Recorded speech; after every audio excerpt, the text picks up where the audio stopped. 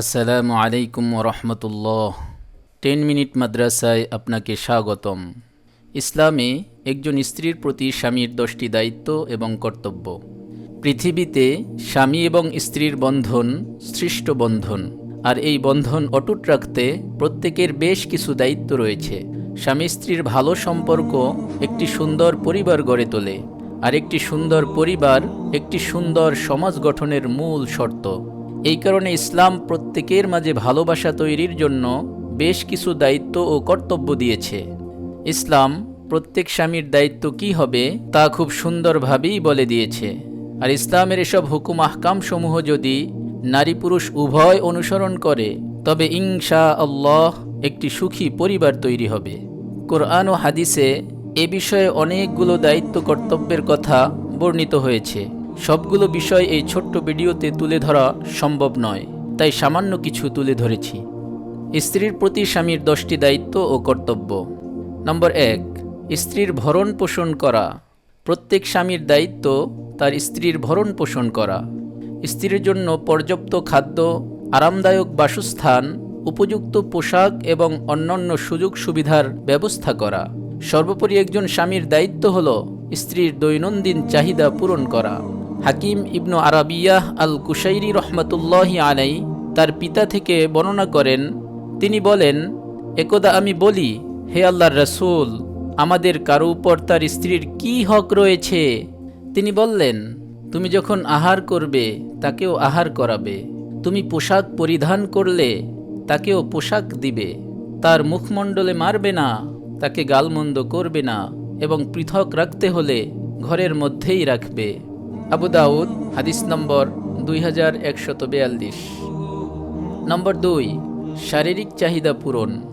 মানুষের সামাজিক চাহিদার পাশাপাশি রয়েছে জৈবিক চাহিদা। অপরদিকে বিবাহ হলো এই জৈবিক চাহিদা পূরণের হালাল মাধ্যম। তাই স্বামীর অন্যতম দায়িত্ব হলো স্ত্রীর যৌন চাহিদা পূর্ণ করা। ইসলামে স্ত্রীর এই চাহিদাকে অনেক বেশি গুরুত্ব প্রদান করেছে। হযরত ওমর রাদিয়াল্লাহু তাআলা আনহু আদেশ প্রদান করেন যে কোনো বিবাহিত পুরুষ তার স্ত্রীর নিকট থেকে 4 মাসের বেশি আলাদা বা দূরে থাকতে পারবে না। নম্বর 3, স্ত্রীর কথার মর্যাদা দেয়া। একজন স্বামীর দায়িত্ব হলো স্ত্রীর কথাকে মর্যাদা দেয়া। পারিবারিক স্বৈরতন্ত্র প্রতিষ্ঠা করা যাবে না। স্ত্রীর যে কোনো দাবিকে মূল্যায়ন করতে হবে। স্বামীকে মনে রাখতে হবে তার স্ত্রী হলো তার অর্ধাংশ, তাই স্ত্রী যে কোনো বিষয়ে মতামত প্রদান করার অধিকার রাখে। নম্বর 4, স্ত্রীর পিতামাতাকে সম্মান করা। স্ত্রীর পিতামাতা তথা শ্বশুর শাশুড়িকে সম্মান করতে হবে। সেই সাথে স্ত্রীর পরিবারের অন্যান্য সদস্যর সাথেও সুন্দর সম্পর্ক রাখতে হবে। স্বামীর এমন কোনো ব্যবহার বা আচরণ করা উচিত নয় যার দ্বারা স্ত্রীর পরিবারের কেউ কষ্ট পায়। পরিবারের কষ্ট তার স্ত্রীর অন্তরেও আঘাত করে। স্বামী যখন তার স্ত্রীর পরিবারের সাথে ভালো ব্যবহার করবে, তখন স্ত্রীও স্বামীর পরিবারের সাথে ভালো ব্যবহারের উৎসাহ পাবে। আবু হুরায়রা রাদিয়াল্লাহু তাআলা আনহু থেকে বর্ণিত, রাসূলুল্লাহ সাল্লাল্লাহু আলাইহি ওয়াসাল্লাম বলেছেন, মুমিনদের মধ্যে ওই ব্যক্তি পরিপূর্ণ ঈমানদার যিনি তাদের মধ্যে সর্বাপেক্ষা চরিত্রবান। তোমাদের মধ্যে সর্বোত্তম ওই ব্যক্তি যে তার স্ত্রীর কাছে সবচেয়ে ভালো। তিরমিজি খণ্ড 1, হাদিস নম্বর 217 থেকে 18। নম্বর 5, স্ত্রীকে আঘাত কিংবা মারধর করা যাবে না। এটা একদম প্রাথমিক বিষয় যে একজন স্বামী তার স্ত্রীকে মারধর করবে না, কেননা একজন স্বামীর দায়িত্ব হলো স্ত্রীর যত্ন এবং নিরাপত্তা রক্ষা করা। একজন রক্ষক কখনোই ভক্ষকের দায়িত্ব পালন করতে পারে না। মনে রাখতে হবে, মেয়েটির পিতামাতা তার হাতে তুলে দিয়েছে মেয়েটির জীবনের দায়িত্ব নেয়ার জন্য, শোষণের জন্য নয়। একজন স্বামীর উচিত তার স্ত্রীর একজন ভালো বন্ধু হওয়া।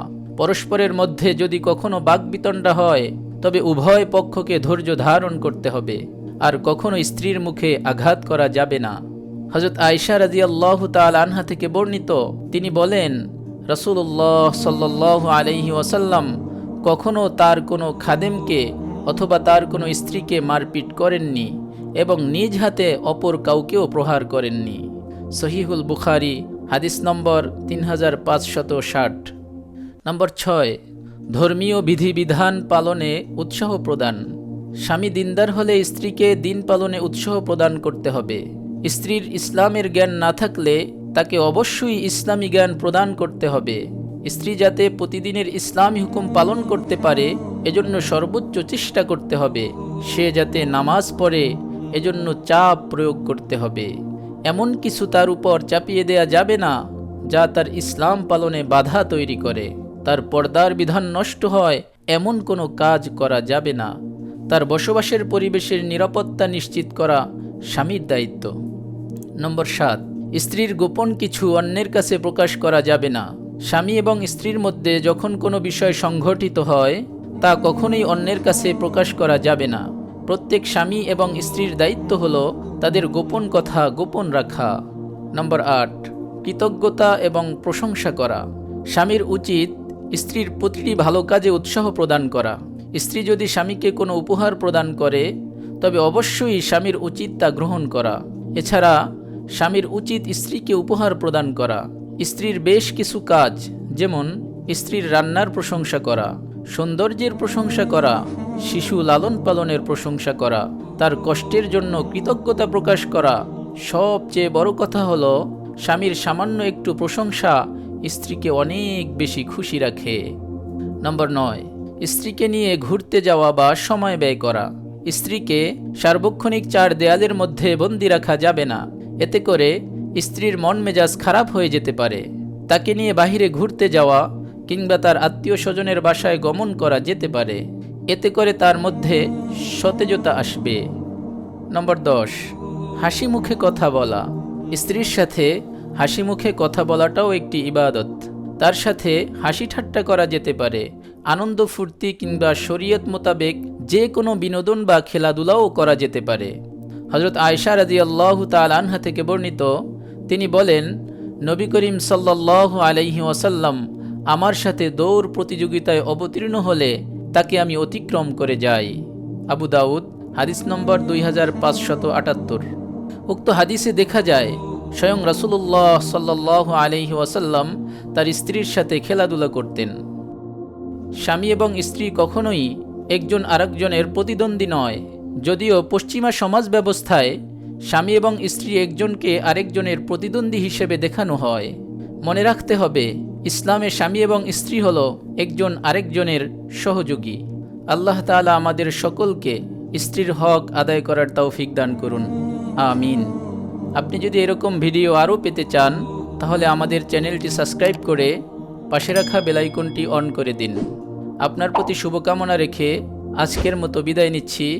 আসসালামু আলাইকুম ওয়া রাহমাতুল্লাহ।